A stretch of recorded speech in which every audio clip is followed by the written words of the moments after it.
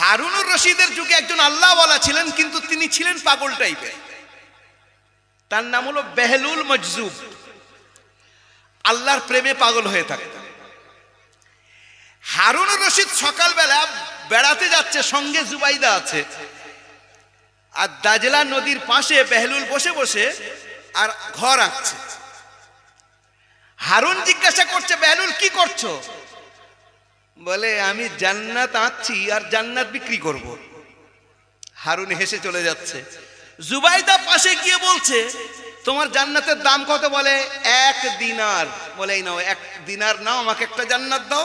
1 দিনার নিয়েছে আর হাওয়ায় লিখে দিয়েছে বালির উপরে, বলছে যাও তোমাকে একটা জান্নাত দিয়ে দিলাম। হারুন হেসে তো আড়গোড় খাচ্ছে। বলে, পাগলের কাছে গিয়ে জান্নাত কিনেছে। জান্নাত হয় বুঝি এটা?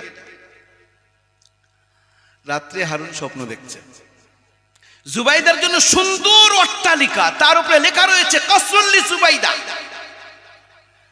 হারুন বলছে, এটা কার? বলে, জুবাইদার। বলে, কোথায় পেল? বলে, কেন রাত্রে গতকাল বেহলুলের কাছ থেকে যে কিনেছে সেইটা। বুঝতে পারছেন আমার কথা? সকালবেলা বেহলুলকে খোঁজ করিয়ে হারুন বলছে, তোমাকে 1 লাখ টাকা দিচ্ছি, 1 কোটি টাকা দিচ্ছি, আমাকে একটা দাও। এখন বলছে, তুমি পুরো রাজত্ব দিলেও দেবো না, তুমি আমাকে বিশ্বাস করোনি।